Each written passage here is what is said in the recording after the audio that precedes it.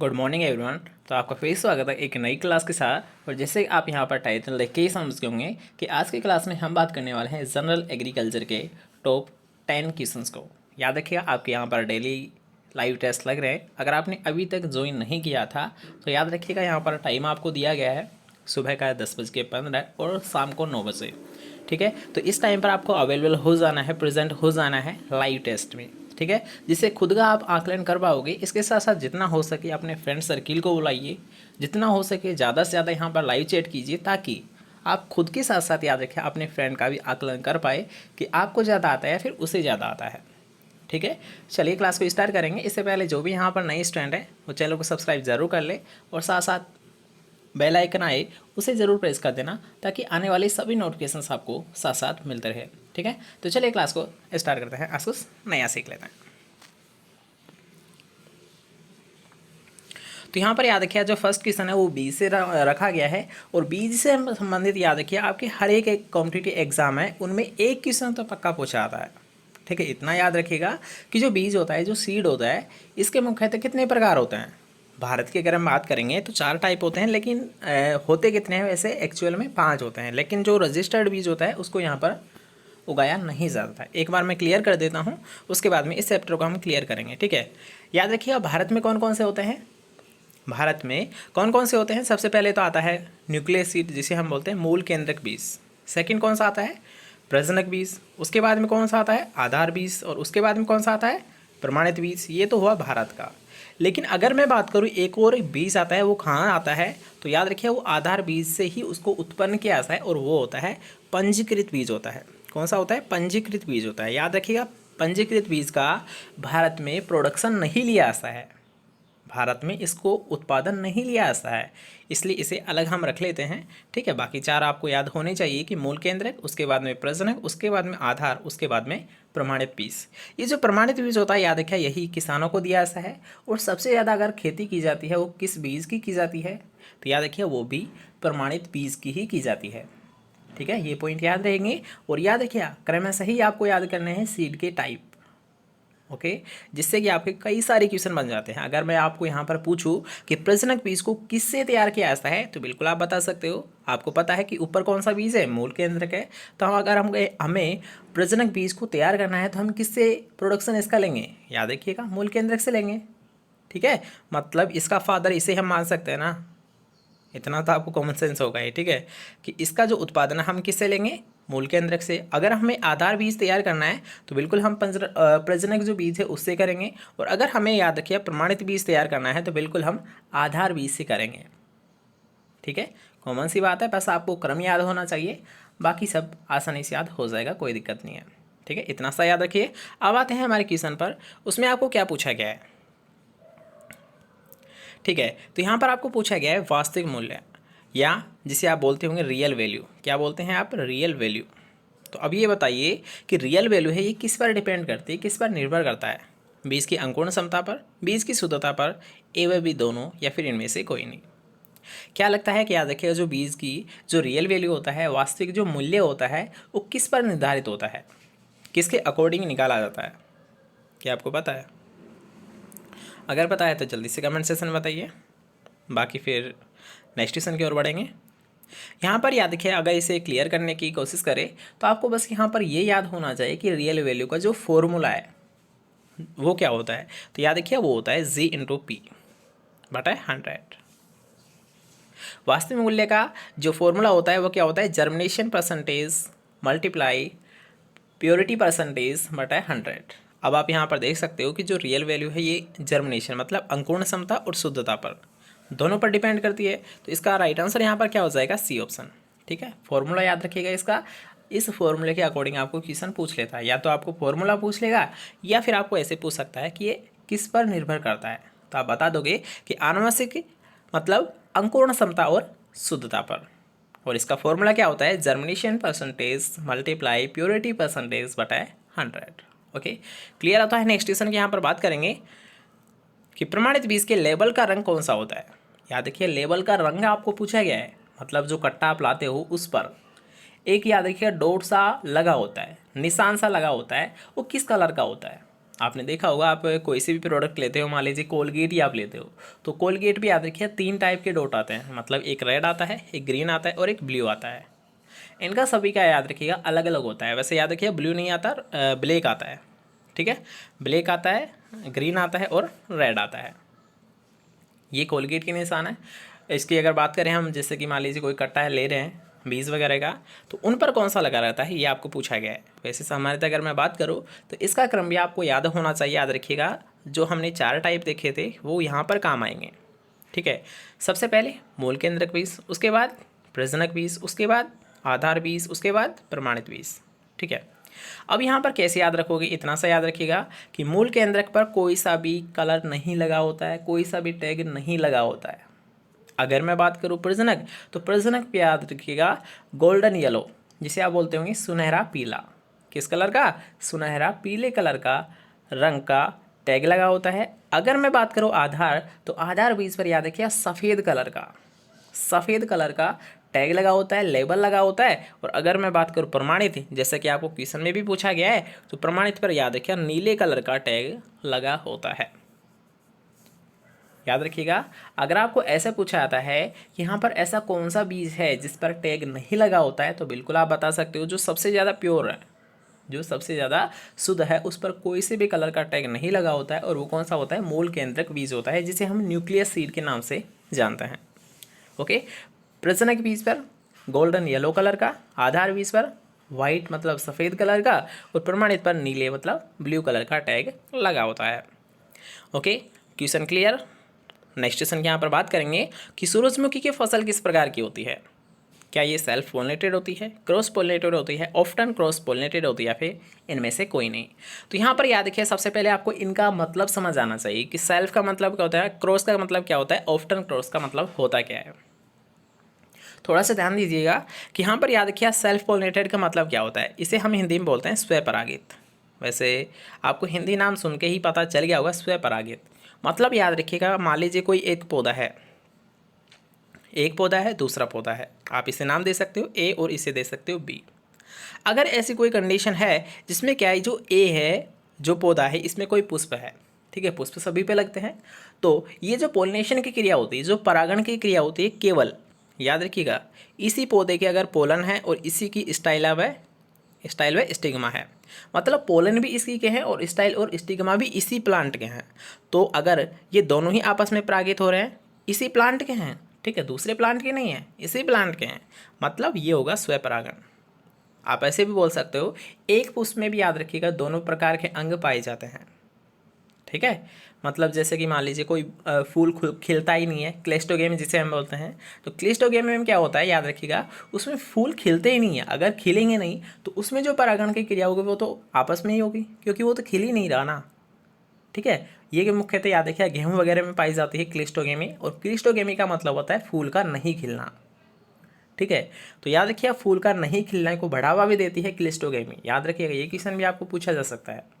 तो अगर मान लीजिए एक पौधे के ही परागण है, एक पौधे के ही स्टाइल व स्टिग्मा है, तो बिल्कुल उसे हम बोलेंगे स्वपरागण। और अगर मान लीजिए ऐसी कोई कंडीशन है जिसमें एक प्लांट का जो स्टाइल व स्टिग्मा है, मतलब इसका तो मादा अंग है, और जो दूसरा प्लांट है इसका नर अंग है, मतलब ग्रेन है, पोलन है, अगर ये पोलन इस पर आकर गिर रहा है, उससे परागण हो रहा है, तो उसे हम बोलेंगे परपरागण। पर मतलब दूसरा। अगर दूसरे प्लांट का याद रखिएगा पोलन आकर गिरता है मादा जननांगों पर, तो क्या होता है, उससे जो परागण होगा उसे हम बोलेंगे परपरागण। अगर केवल उसी पौधे का आ रहा है तो उसे हम बोलेंगे स्वपरागण। अब यहाँ पर तीसरा भी पॉइंट हमको दे रखा है कि ऑफ्टन क्रॉस का मतलब क्या होता है। तो याद रखिएगा इसमें क्या है कि कुछ परसेंटेज सेल्फ होगा और कुछ परसेंटेज क्रॉस होगा। मतलब इसमें याद रखिएगा ये दोनों ही टाइप के होते हैं, मतलब कुछ तो होगा इसमें सेल्फ और कुछ होगा इसमें क्रॉस, तो इसी को हम होते हैं ऑफ्टन क्रॉस पोलिनेटेड फसल। अब आपको समझ आ गया इनका मतलब क्या होता है। तो यहाँ पर आपको पूछा गया है सूरजमुखी का, तो आप ये बताइए सूरजमुखी में क्या खुद के मतलब सेल्फ के पोलन आते हैं या फिर दूसरे प्लांट के आते हैं, बताइए। तो याद रखिए अगर मैं बात करूँ सूरजमुखी, तो ये होता है क्रॉस पोलिनेटेड, मतलब पर परागित फसल होती है। किस प्रकार की होती है? पर परागित फसल होती है। पर मतलब दूसरे प्लांट का पोलन आकर इस पर गिरता है, ठीक है। चलिए अब प्लांट याद रखिएगा, आप ये नहीं बोल सकते कि सूरजमुखी पर कोई कपास का आ रहा है, ऐसा नहीं होता है। उसी जाति का रहेगा लेकिन दूसरा प्लांट रहेगा, ठीक है। वो सेम प्लांट नहीं रह सकता, दूसरा प्लांट रहेगा, उसी का रहेगा लेकिन दूसरे प्लांट से आएगा, ठीक है, ये याद रखिएगा। नेक्स्ट क्वेश्चन की यहाँ पर बात करेंगे, जिसमें आपको पूछा गया है सबसे ज़्यादा आनुवंशिक शुद्धता किसकी होती है। सबसे ज़्यादा आनुवंशिक शुद्धता किस बीज की होती है। क्या मूल केंद्र की होती है, क्या प्रमाणित की होती है, क्या आधार की होती है, या फिर इन सभी की होती है। क्या लगता है आपको राइट आंसर क्या होगा यहाँ पर। तो यहाँ पर याद रखिए सबसे ज़्यादा अगर आनुवंशिक शुद्धता होती है तो वो ऊपर की दो श्रेणी, मतलब एक तो होता है मूल केंद्रक, एक होता है प्रजनक। एक होता है मूल केंद्रक, एक होता है प्रजनक। इन दोनों की क्या होती है 100% शुद्धता होती है। इनकी जो जर्मिनेशन प्योरिटी होती है, फिर मतलब आनुवंशिक शुद्धता होती है, ये होती है याद रखिएगा 100%। तो यहाँ पर आप ऑप्शन में देख लीजिए, या तो आपको मूल केंद्रक मिलेगा या फिर आपको प्रजनक मिलेगा। अगर दोनों मिलते हैं तो आपकी दोनों राइट आंसर होंगे, अगर इनमें से दोनों में से एक भी मिलेगा तो वही आपका राइट आंसर होगा। जैसे कि यहाँ पर आप देख सकते हो, इसमें आपको केवल मूल केंद्रक दे रखा है, प्रजनक नहीं दे रखा है, तो यहाँ पर हमारा राइट आंसर हो जाएगा मूल केंद्रक बीज, ठीक है। दोनों की शुद्धता कितनी होती है 100% शुद्धता होती है, ओके। इनके बाद अगर बात करें आधार बीज और प्रमाणित बीज, तो इनकी लगभग 98% होती है, ओके। चलिए नेक्स्ट क्वेश्चन की यहाँ पर बात करेंगे, जिसमें आपको पूछा गया है ग्रो आउट परीक्षण किसके निर्धारण के लिए किया जाता है। किसके निर्धारण के लिए किया जाता है। क्या इसे नमी संग्रह ज्ञात किया जाता है, क्या अंकुरण क्षमता ज्ञात की जाती है, क्या बीज ओज ज्ञात किया जाता है, या फिर आनुवंशिक शुद्धता ज्ञात की जाती है। काफ़ी मोस्ट फेमस क्वेश्चन याद रखिएगा, कई बार आपको पूछा गया है, याद रखिएगा एक मोस्ट कॉमन क्वेश्चन है, एक पॉपुलर क्वेश्चन है, आप बोल सकते हो इसे, कई बार ये एग्जाम में पूछा जा चुका है। तो ये बताइए कि जो ग्रो आउट टेस्ट किया जाता है ये किसके लिए किया जाता है, किसके डिटरमाइन के लिए किया जाता है। नमी संग्रह के लिए, अंकुरण क्षमता के लिए, बीज ओज के लिए, आनुवंशिक शुद्धता के लिए। तो यहाँ पर याद रखिए इसका जो राइट आंसर होगा वो होगा फोर्थ, मतलब याद रखिए जेनेटिक प्योरिटी। आनुवंशिक शुद्धता ज्ञात करने के लिए ग्रो आउट टेस्ट किया जाता है। ग्रो आउट टेस्ट किसके लिए किया जाता है, जेनेटिक प्योरिटी, मतलब आनुवंशिक शुद्धता को ज्ञात करने के लिए किया जाता है। काफ़ी फेमस क्वेश्चन है, याद रखिए, इसे आप जरूर लिख ले।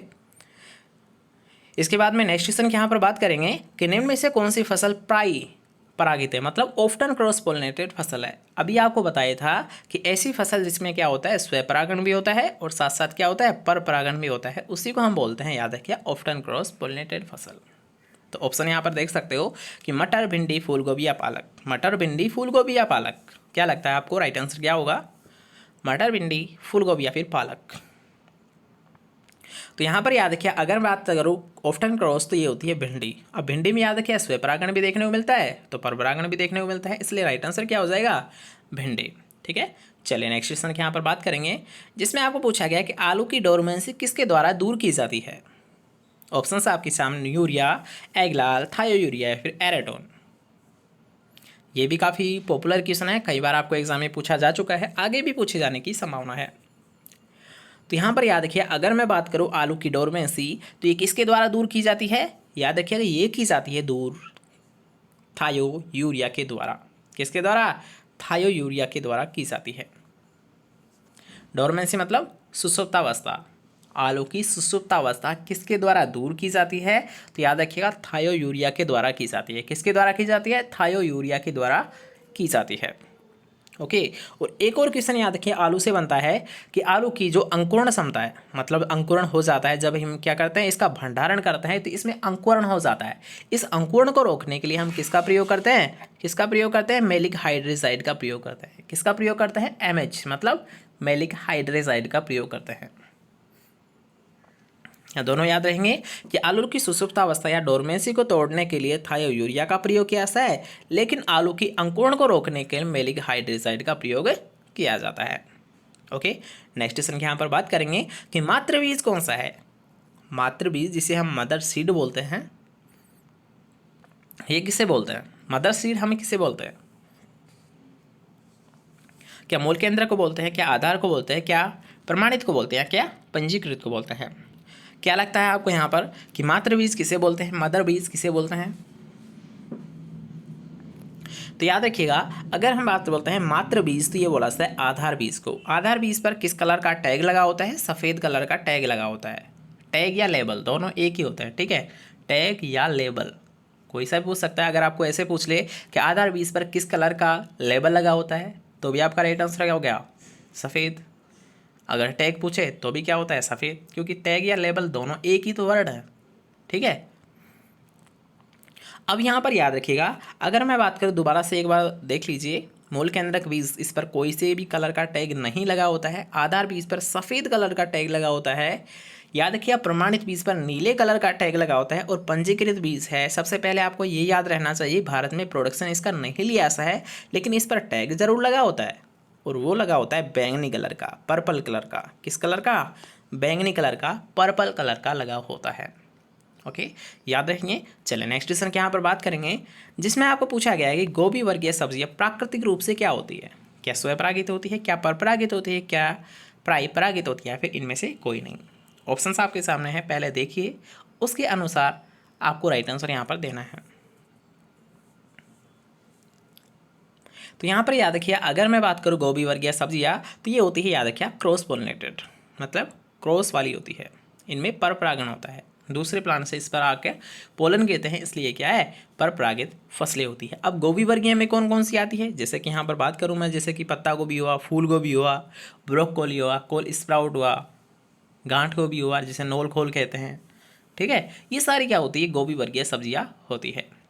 ओके, चलिए नेक्स्ट क्वेश्चन की यहाँ पर बात करेंगे, जिसमें आपको पूछा गया है कि टमाटर है एक क्या सब्जी है, क्या फल है, क्या दोनों है, क्या ड्रुप है।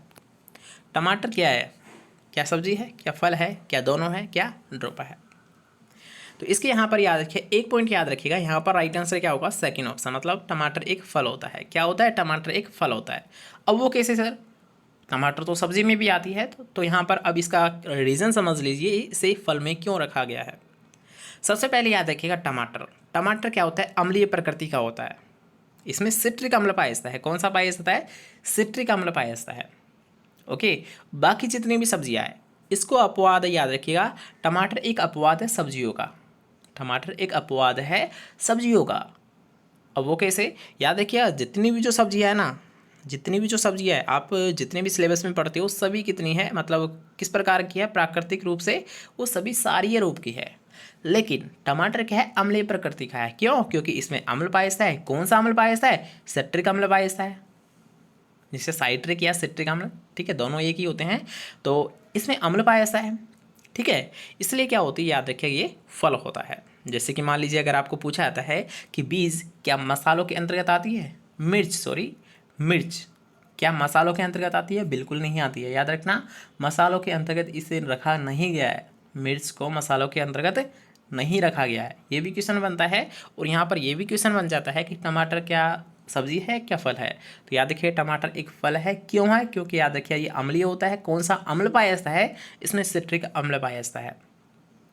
बाकी जितनी भी जो सब्जियां होती है, वो सभी सारी प्रकृति की होती है।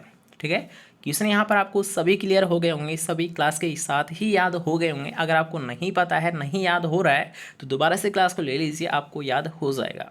ठीक है, कोई दिक्कत नहीं है, आपको बस डेली यहाँ पर प्रेजेंट रहिए, आपको लगभग क्वेश्चंस यहाँ पर करवा दिए जाएंगे। ठीक है, और याद रखिए, जितने भी यहाँ पर क्वेश्चंस है, सभी इंपॉर्टेंट क्वेश्चंस है, या तो आपको आगे पूछे जाने की संभावना है, या फिर पीछे पूछे जा चुके हैं। ठीक है, इसलिए एक भी क्लास आपको बिल्कुल भी मिस नहीं करनी है, और ज़्यादा से ज़्यादा इस वीडियो को शेयर करना है। ठीक है, तो जल्दी से बताइए आपको वीडियो कैसा लगा, कितने आपके राइट आंसर हुए हैं यहाँ पर 10 क्वेश्चन में से। ठीक है, इतना भी आप बता दें। लास्ट में आपको डेली यही बताना है, डायरेक्ट कमेंट करके, कि 10 में से हमारे कितने राइट आंसर हुए हैं। ओके, मिलते हैं नेक्स्ट क्लास के साथ, जब तक लिए अच्छे से पढ़िए, अच्छे से रहिए। ठीक है।